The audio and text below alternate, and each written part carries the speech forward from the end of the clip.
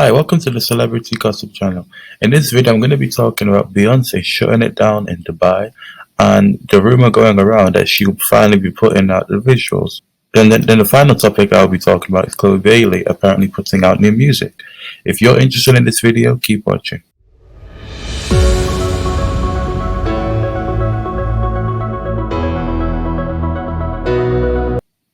Right, so over the weekend, Beyonce performed in Dubai, and a lot of fans, got very pissed off because apparently Beyonce sent a notice to all guests saying phones were not allowed and that you could not record. Now, I love Beyonce, I do, but sometimes she can be a bit extra, okay? That was not needed. Us fans have not seen her perform in 5 years, but luckily enough, some people there were recording, thank God, or else we would not have the footage. But yeah, so some people were recording and there was a lot of footage of her performing that went viral. There was even this one video of her performing with Blue Ivy. They were performing a brown skin girl. And Blue Ivy was about to start, like dancing on stage, and Beyonce was just like patting her like, relax, calm down. And in the midst of her performing, there was a tweet that went viral on Twitter, which actually said that apparently she didn't even receive the 20 mil that they were going on about. She actually allegedly received 35 mil. So the fact that she is over 20 years into her mainstream career and people are still paying her millions of dollars only for her to perform for an hour, that's incredible. Because a lot of artists aren't getting paid like that, especially not no $35 million for an hour show. That's incredible. But yeah, she had a very good set. I liked a lot of her costumes. I did see some clips of her performing Beautiful Liar, Drunk in Love, and stuff like that. I would have preferred though if someone was able to record like the full performance so we could get that full hour. I don't know why she would not record that thing. That really irritated me because we've not seen her perform. So I was hoping maybe like her management or something could like at least record the full hour and maybe put it on Netflix or something. I don't know. But if you're going to be paid 35 mil, I feel like that performance should have been like on CBS or televised or something. That's a lot of money. I feel like that should have been like a full televised event. So I didn't like that she tried to make it so private. That was annoying because she's not performed, in a very long time. And we're still waiting on the tour. And there's been rumors going around that apparently she's going to announce the tour in mid-February. I did hear about that somewhere. And there was also someone at the event, at the wedding that she performed at, that said that apparently Beyonce would put out the 2-hour visuals and that the visuals would be 2 hours long. Some people kind of felt like that's a bit too long for a visual, but I feel like she's not really aiming her project anymore at the GP, because when she did the album Renaissance, she wasn't necessarily doing pop music. It was more so house music, which isn't really as mainstream as it used to be. So I don't really feel like Beyonce really cares about charts and stuff like that. Or because if she did, she would have put out the visuals with the album, but she didn't. So I don't think she really cares about the mainstream. I feel like she's more so focused now in her career where she's like, they can come to me. I'm not going to bother keep targeting myself at them because I have a fan base. So I feel like that's why. So I feel like the main people who will be watching, the 2-hour visuals will be the fans. The GP might watch bits of it, then come back, but the full 2 hours, that's probably going to be for the fans. Because I still want to watch the visuals, but I'm just a bit irritated that she's waited so long. Because I feel like she should have at least given us the Cuff It music video, the Break My Soul music video, and maybe if she wanted to push another single, before she puts out the visual, then maybe puts out the Alien Superstar video. Like, you should have at least given us a good 3 music videos if she wanted to, hold the visuals. Because think about it, right? 3 music videos out of a 2-hour film is not a lot. So I feel like she should have at least given us that instead of keeping the visuals when she had 2 songs go top 10. One even which went number 1, and she had no music video. Some could say that's iconic, which it is, because imagine going number 1 and you're not even pushing the song, you're not even lifting a finger. So I get that is iconic at the same time, but it is kind of annoying. It's like, because you're trying to enjoy a song, but there's no visuals, there's nothing to look at, and everyone knows visuals make songs better. It's more enjoyable. especially when it has stuff like choreography and lighting and costumes and stuff like that. But anyway, moving on from that, it's Chloe Bailey being rumored to put out new music. So obviously, as you know, Chloe Bailey is famously known with her singer, ChloeXHalle, and she in recent years decided to, put out her own solo music. Her solo single, "Have Mercy," actually dropped in 2021, and it did moderately well. It actually debuted in the top 30 or top 40, if I'm not mistaken, and was eventually certified platinum. And it currently has over 140 million streams on Spotify. So her debut single did very well.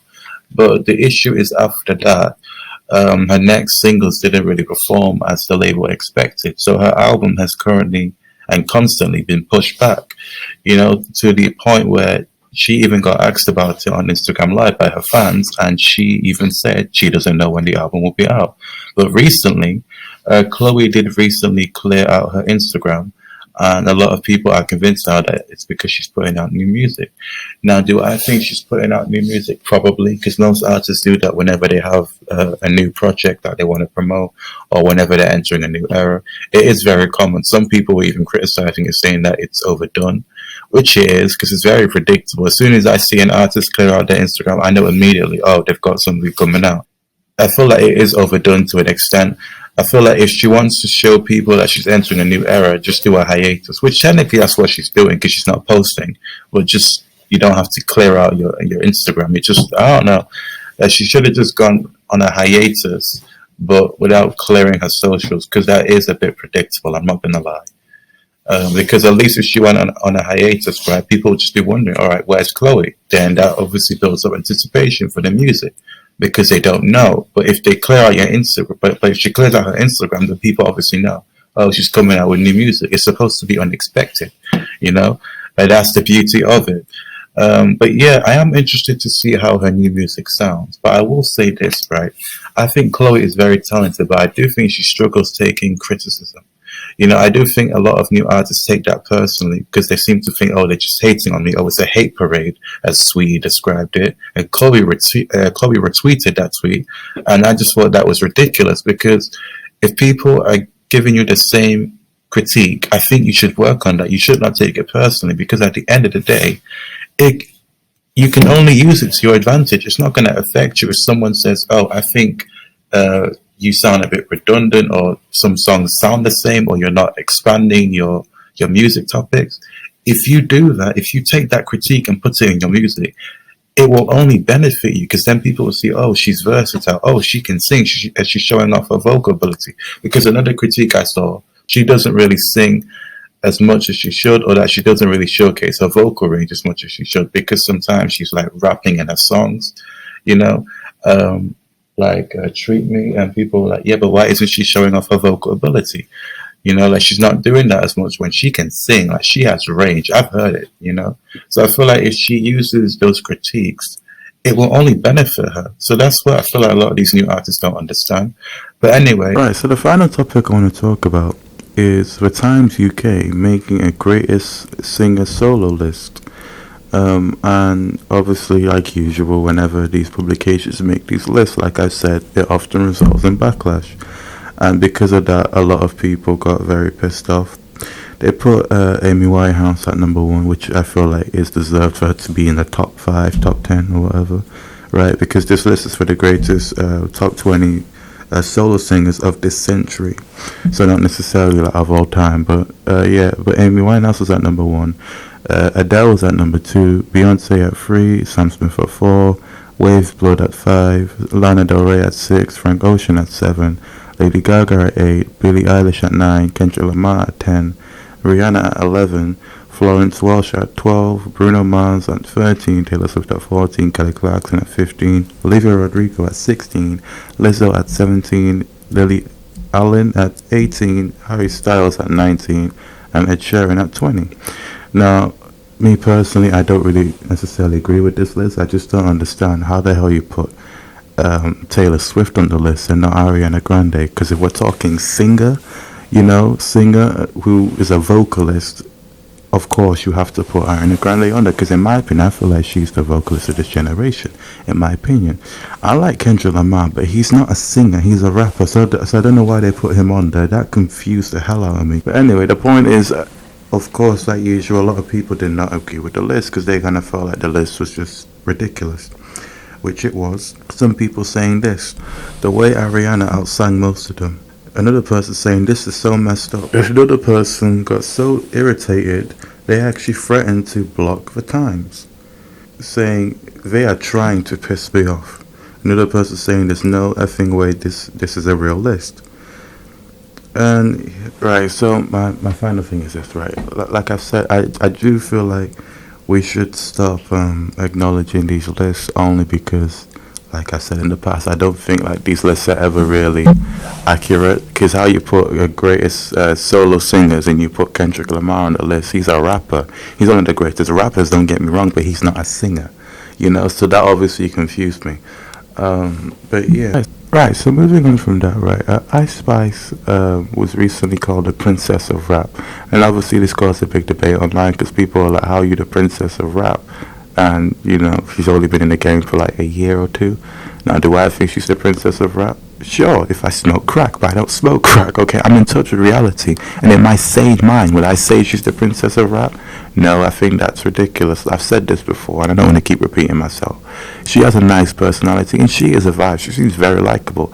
But just because you have a good personality does not mean you have talent, okay? Because I like Sweet. I think she's a vibe. I think she's very relatable and nice and stuff like that. But just because I like her doesn't mean I have to pretend like she has talent and hype her up. Like that's ridiculous. But anyway, moving on from that, Megan Thee Stallion's producer was teasing her return because people were asking for her, and then he ended up tweeting an alarm clock, which obviously, had people thinking, oh, is he saying she's going to be coming back soon? Now, I'm very interested to see how her music performs, only because she hasn't really been out there in the mainstream since, the Tory Lanez trial.